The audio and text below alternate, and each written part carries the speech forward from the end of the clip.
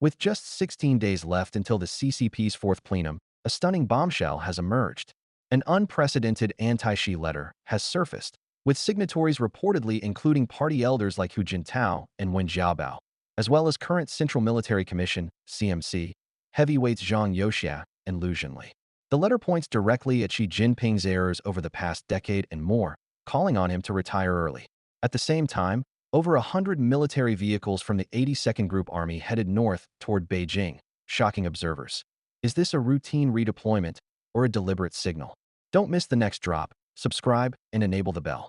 Before the fourth plenum of the CCP has even begun, a joint letter has already set off a storm. Those signing it are said to include not only elders such as Hu Jintao, Wen Jiabao, Li Ruihuan, and Wang Yang, but also current high-ranking figures in the CMC, including Zhang Youxia, Liu Zhenli, and Jiang Shengmin. The letter points straight at Xi Jinping's errors over more than 10 years and calls on him to retire early. This is no ordinary suggestion. It is an open challenge. What's even more sensitive is that, around the very same time, videos appeared of more than 100 military vehicles heading north toward Beijing on the highway. This 82nd Group Army is called the Imperial Guard of the capital region. Now it is rumbling toward the capital in great force. Many outside observers believe this is not a simple redeployment, but a signal. On one side is a historically unprecedented joint signature by elders and military chiefs. On the other side are military convoys pressing toward Beijing. Can the fourth plenum still be just a routine meeting? Or is it moving toward a genuine political showdown? Shocking exposure of the anti-Xi letter. On October 2nd, the overseas commentator Xiaoshua Jia, House of Xiaoshua, published an internal letter addressed to all Central Committee members. The signatories reportedly include veteran CCP leaders Hu Jintao, Wen Jiabao, Li Ruihuan, Wang Yang, and also current top military figures such as Zhang Youxia, Liu Zhenli, and Jiang Shengmin. Xiaoshua Jia stated bluntly, "This letter is directly aimed at Xi Jinping and demands that he retire early." The letter sets the tone right from the opening. With extremely heavy hearts, we write this letter. The party and the country are heading down a dangerous path, and we can no longer remain silent. Silence is indulgence. Silence is complicity. This is not a typical advice letter, but a manifesto with the flavor of political mobilization. Its content targets Xi Jinping's power centralization, policy mistakes, and institutional destruction, offering a systematic critique of his decade-long governing line.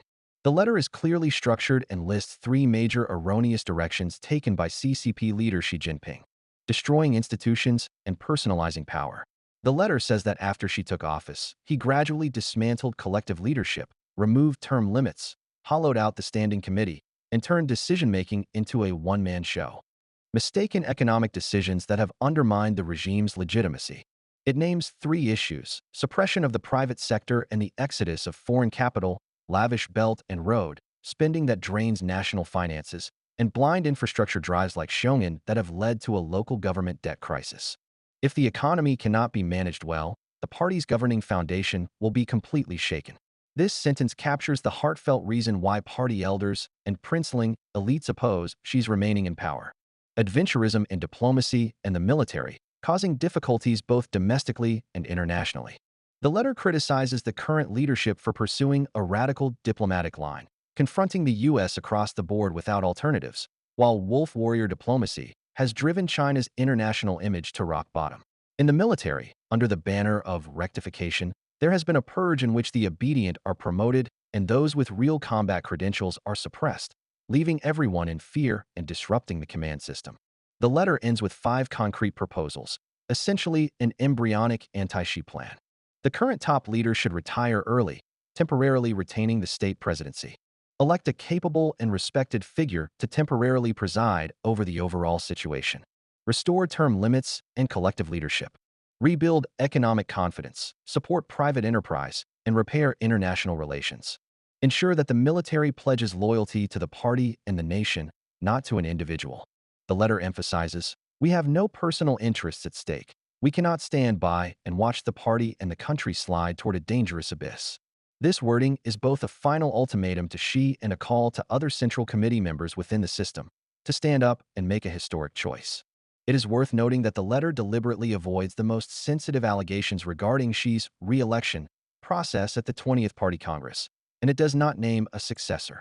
This may be to preserve some face for CMC Vice Chair Zhang Youxia, who at the 20th Party Congress was still a key Xi ally, yet is now said to have joined the anti-Xi camp as its military pillar. More crucially, the list of signatories reportedly includes not only retired elders, but also 3 current members of the CCP's Central Military Commission.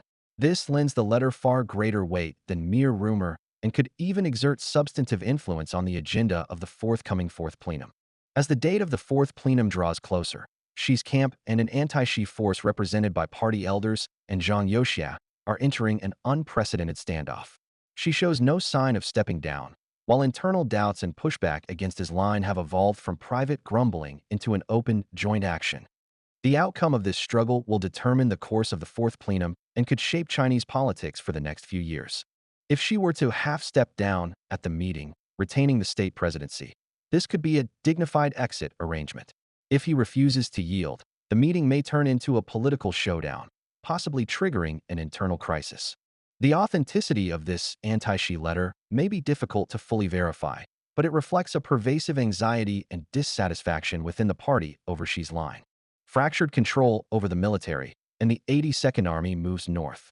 With Xi's confidant in charge of personnel promotions within the CMC, the director of the Political Work Department, Miao Hua, having been arrested, and the abruptly elevated CMC vice chair, He Weidong, missing.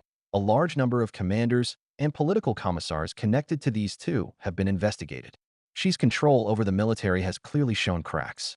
Former Navy Headquarters Staff Officer, Lieutenant Colonel Yao Chung analyzed in his channel that at the current juncture, at the Fourth Plenum, Xi Jinping at most will resign as CMC chairman, because in reality his prestige and command authority within the military have evaporated. Even if Xi does not voluntarily resign, the military may no longer heed him. His position as CMC chairman is already nominal. Yao further pointed out that the director of the General Office of the CMC is currently vacant. Even the chief of staff for Xi's own CMC chairman's office is gone.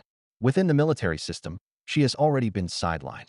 This points to a subtle yet fatal shift within the CCP structure. Party power remains in Xi's hands, but military power is quietly changing hands. Over the past 13 years, Xi has purged various services and removed rivals. What remains in the ranks are weather vanes who bend with the wind, loyal to whoever holds power. The political cadre system leans toward Xi, while many military officers align with Zhang Youxia. Because the CCP's military is political work first, political cadres keep a close watch on military professionals and report at the slightest hint of trouble. This also explains why there have been no genuine mutinies in CCP history. Generals can be arrested summarily, no one dares act rashly. But the situation is changing. When the top leader loses effective control over the military, the range of military actions broadens. Yao stresses that outsiders should not place excessive hope in Zhang Youxia. As a princeling and vested interest figure, he has been forced by Xi to oppose him. He has no choice. In other words, even if Zhang Youxia acts, it would not be to change the system, but to protect himself in a factional struggle. On September 28th, a video circulated online showing a military convoy heading into Beijing along the Beijing, Hong Kong, Macau Expressway on the Baoding to Beijing stretch. The video shows roughly more than 100 vehicles, including armored vehicles, logistics trucks, troop carriers, and ambulances, moving north in great numbers. It's estimated that the troop carriers held several hundred soldiers. This convoy came from the 82nd Group Army stationed in Baoding, widely seen as the Imperial Guard of the capital region, long responsible for Beijing's security and considered an elite unit of the CCP. Many believe the 82nd is effectively under Zhang Youxia's control. Its move toward Beijing before the Fourth Plenum is interpreted as military pressure. It is rumored that Zhang Youxia and party elders such as Wen Jiabao and Hu Jintao have reached a political understanding. Wang Yang to serve as CCP General Secretary, Hu Chunhui as Premier, and Xi Jinping to relinquish party and military power and retire with dignity. Hu Jintao's plan emphasizes a smooth transition to avoid political shock, but Zhang Youxia is evidently uneasy. He fears that if Xi remains as CMC chairman, he could later plot revenge or claw back power. This is the context for mobilizing the 82nd Group Army. If talks fail, apply armed coercion to minimize uncertainty, holding fast to party power while losing grip on the gun. It is worth noting that Xi is still quietly maneuvering where he holds initiative over the party, government, and propaganda apparatus. The 15th five-year plan should normally be discussed at the 5th plenum, but has been brought forward to overshadow personnel and major policy debates by replacing them with economic topics. On the one hand, the economic situation is pressing. On the other, she is deliberately sidestepping suffocatingly sensitive personnel matters. On September 28th, the CCP Central Committee issued a new CCP regulations on ideological and political work, requiring party organizations at all levels to resolutely uphold the authority and centralized unified leadership of the Party Central Committee, explicitly guided by Xi Jinping thought. This move shows Xi consolidating party authority before the meeting and creating momentum around the two establishes, laying political groundwork for continuing to seek re-election at the CCP's 21st National Congress. It is indeed carefully calculated. In other words, while Xi's grip over the military is slipping, his hold over party power is tightening. There are no signs of him planning to step down. He and his faction still control the levers in party affairs, propaganda, and public security. Zhang Youxia does not dare act rashly, and the two sides have formed a delicate stalemate, mutual assured destruction. Neither side dares fire the first shot. On the eve of the CCP Fourth Plenum, the contest between Xi Jinping and Zhang Youxia is entering a kind of balance of terror. The CCP structure of power depends on four levers: the gun, military; the knife, security/legal apparatus; the pen, propaganda/ideology; and the purse, finance.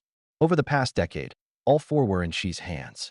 But since reports of Xi's illness during last year's third plenum, military power has fallen into Zhang Youxia's hands. The reverse purging of generals personally promoted by Xi is the clearest evidence. Zhang Youxia is 75. With only military power, he cannot single-handedly carry the broader political struggle against Xi. Thus, Xi and Zhang have formed a rough balance of power. If Xi uses party-state authority to deal with Zhang, Zhang can use the gun to push the situation out of control. If Zhang moves first with the military, without the political legitimacy and successor team from the party-state system, it will be difficult to turn a tactical victory into a new strategic order. Xi's deep pit. He lacks sufficiently strong, trustworthy loyalists in the military. If he tries to force the issue, he may trigger chain reactions. Party-state power cannot stop tank treads. Zhang's deep pit. The party-state system lacks a day-two plan. Toppling is easy. Governing is hard. Who will take over administration, public finance, propaganda, foreign affairs? Without a takeover team that unites civil service, finance, propaganda, an armed palace coup may become a short-term gamble. Therefore, the risk of mutual ruin becomes the brake for both sides. Unless cornered, neither will easily fire the decisive shot. Over time, not in-game. Projecting this logic onto the fourth plenum, the highest probability scenario is not an endgame, but over time. The meeting will likely not decide life and death. It will probably continue the standoff of you hold the gun, I hold the party. Under the banner of the 15th five-year plan, the focus will remain on the economy and cosmetic institutional tweaks, while the truly political issues are left to be digested outside the meeting. The final outcome is a CCP of factions that fight but don't break, coexistence but not reconciliation. She keeps party power and the discourse of the two establishes, continuing to tighten ideological, political, and propaganda discipline. Zhang holds de facto control over the military and capital security, trading controllable order for his personal safety. Thus, the fourth plenum looks more like a crisis management meeting, lowering short-term flashpoints to tolerable levels and buying a longer runway for a future showdown.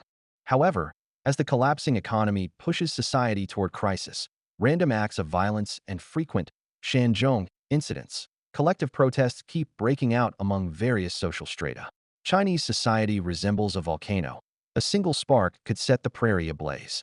Whether it is Xi Jinping or those calling for his ouster such as Wen Jiabao and Zhang Youxia, the top leadership of the CCP is trying everything to preserve the regime. In the face of surging public sentiment, can their will prevail? What do you think? Tell us in the comments.